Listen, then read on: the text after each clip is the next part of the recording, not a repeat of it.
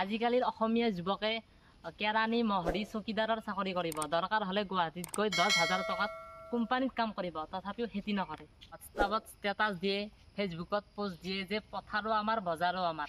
এই কথাষাৰৰ প্ৰকৃত অৰ্থ বাৰু আমাৰ অসমীয়া যুৱকসকলে বুজি পায়নে? এই ভিডিঅ'টোত আমি আজি তাকে আলোচনা কৰিম। ভিডিঅ'টো একেবাৰে শেষলৈ চাই থাকিব।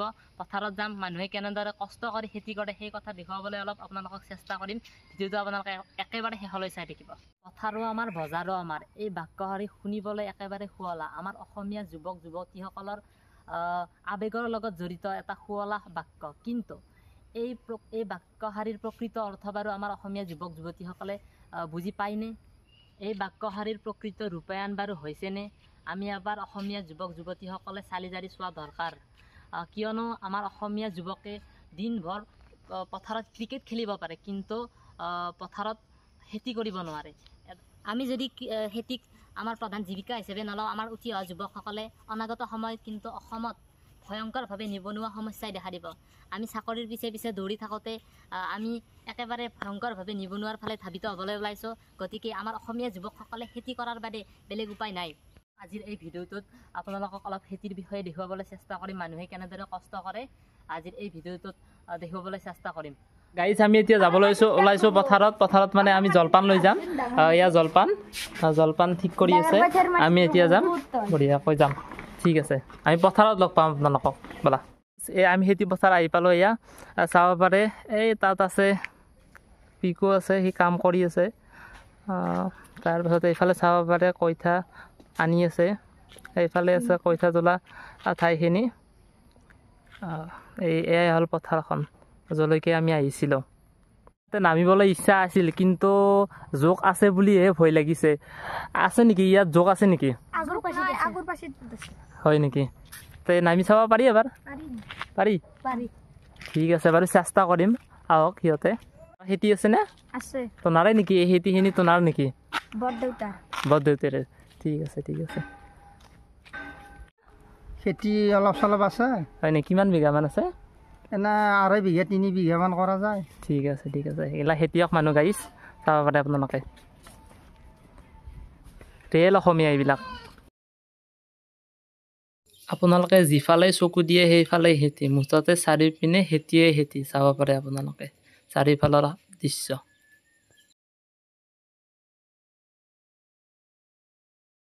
ইয়াতে আহি কেনে লাগিছে বাবু?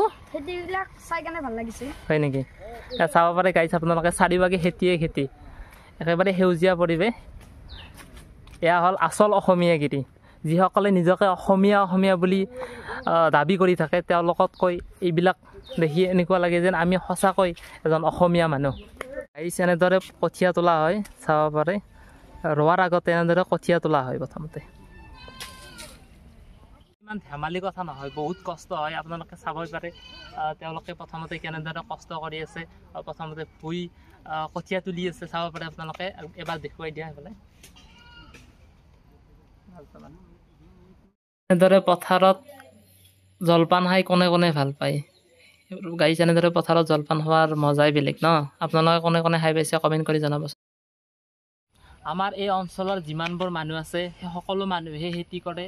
আৰু যিসকলে নিজকে অসমীয়া বুলি দাবী কৰে, এচি ৰুমত বহি নিজকে অসমীয়া বুলি দাবী কৰে, অসমীয়া ৰক্ষাৰ কাৰণে যিসকলে ডাঙৰ কথা কয়, সেইসকল অসমীয়াতকৈ এইসকল অসমীয়া বহুত গুণে ওপৰত, বহুত ডাঙৰ। খেতি কৰিবলৈ বহুত কষ্ট হয়। এই ৰ'দত খেতিয়কসকলে কষ্টৰ পিনে লক্ষ্য নকৰি তথাপিও ভুই ৰোৱাৰ কাৰণে চেষ্টা কৰে। তেওঁলোকৰ এটাই চিন্তা খেতি কৰা, কিয়নো এইসকলে আমাৰ অসমীয়া জাতিৰ আয়ুস ৰেখাটো বচাই ৰাখিছে। তেওঁলোকক সঁচাকৈ চেলুট দিয়াটো আমাৰ প্ৰয়োজন। গাইছ, অলপ পথাৰত নামিবলৈ চেষ্টা কৰিম, অলপ ভুই ৰুবলৈও চেষ্টা কৰিম। আপোনালোকক দেখুৱাবলৈ চেষ্টা কৰি আছোঁ। মই এনেকৈ পথাৰত নামি পোৱা নাই আগে পিছে, আজি নামিবলৈ চেষ্টা কৰিছোঁ। এয়া চাব পাৰে, এওঁলোকে যাই আছে। খুব বেছি বোকা আছে। আহি পালোঁ একেবাৰে মাছ পথাৰ আহি পালোঁ। অলপ ভুই ৰুবলৈ চেষ্টা কৰিম, নাজানো ভুই ৰুবলৈ, তথাপি চেষ্টা কৰিম। আপোনালোকে চাব পাৰে এইবিলাক ভুই আছে। ইতিমধ্যে পিকুই এইবিলাক ৰুলে, ময়ো চেষ্টা কৰিম এবাৰ কেনেকৈ ৰুৱে। আগে পিছে কিন্তু পোৱা নাই। পিকৈ ভুঁই ৰুই আছে ইয়াৰ বহুত এক্সপিৰিয়েঞ্চ আছে সৰুৰ পৰা ই খেতি কৰে ইহঁতৰ খেতি আছে আমাৰো আগতে আছিল কিন্তু আজিকালি খেতি আমাৰ নকৰাই হৈছে বাদ দিছে কষ্ট হয় নেকি কষ্ট হয় বহুত কষ্ট হয় ন এই চাব পাৰে আপোনালোকে খুব কষ্ট হয় মই এবাৰ ভুঁই ৰুবলৈ চেষ্টা কৰিম আজি চাই থাকক আপোনালোকে গাইজ মই ভুঁই ৰুবলৈ ওলাইছোঁ আৰু চাওকচোন আপোনালোকে কেনেকৈ ভুঁই ৰুৱে মই ইয়াৰ পৰা অলপ শিকিছোঁ ফাৰ্ষ্ট টাইম জীৱনত এনেকৈ ভুঁই ৰুই পালোঁ নিশ্চয় ভালেই লাগিব ঘনকৈ দিব লাগিব আচ্ছা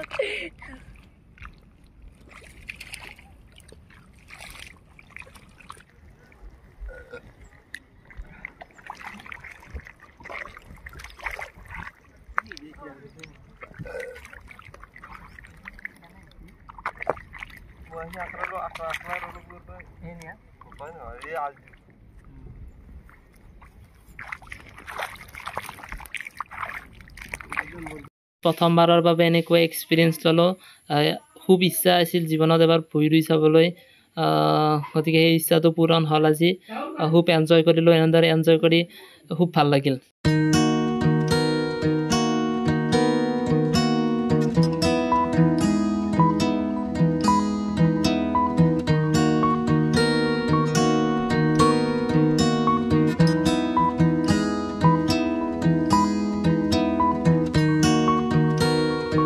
এইখন পথাৰৰ পৰা আহি মই আৰু এবাৰ পুনৰ পথাৰলৈ আহিছিলোঁ পথাৰলৈ আহোঁতে এই মানুহজনক দেখা পালোঁ মানুহজনে এই ৰ'দত এনেদৰে কাম কৰি আছে তেওঁকো মই চেলুট জনাইছোঁ এই ভিডিঅ'টোৰ জৰিয়তে মুঠতে স্বাৱলম্বী হ'বৰ কাৰণে আমি খেতি পথাৰৰ প্ৰতি আগ্ৰহী হ'বই লাগিব উঠি অহা যুৱ প্ৰজন্মই খেতিৰ প্ৰতি আগ্ৰহী হ'ব লাগিব মই চৰকাৰক মই এটা বিনম্ৰ অনুৰোধ জনাওঁ যাতে তেওঁলোকেও যাতে খেতিৰ প্ৰতি মানুহক উৎসাহিত কৰে এয়াই আছিল খেতিৰ ব্লগ মোৰো নিজৰো খেতি কৰাৰ খুব ইচ্ছা আছে ভৱিষ্যত পৰিকল্পনা আছে আজিলৈ ভিডিঅ'টো এইখিনিতে সামৰিছোঁ যদি ভিডিঅ'টো ভাল পালে লাইক কমেণ্ট আৰু শ্বেয়াৰ কৰি দিব ধন্যবাদ ৰ'ব ভিডিঅ'টো শেষ হোৱা নাই আবেলিৰ সময়খিনি অলপ ফুৰিবলৈ যাম তাৰো কেইটামান ক্লিপ আপোনালোকক দেখাবলৈ চেষ্টা এতিয়া ফুৰিবলৈ যাম মোৰ লগত যাব ই ফোন কৰি মাতিছিলোঁ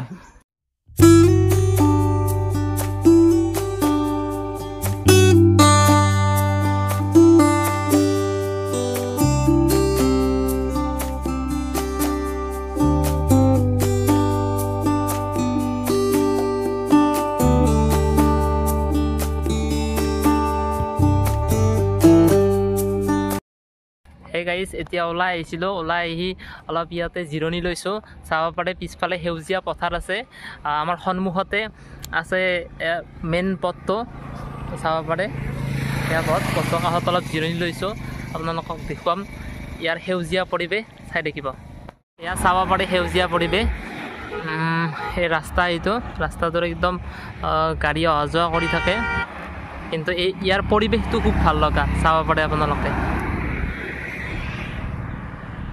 চাৰিওফালৰ পৰিৱেশটো এবাৰ দেখুৱাই দিছোঁ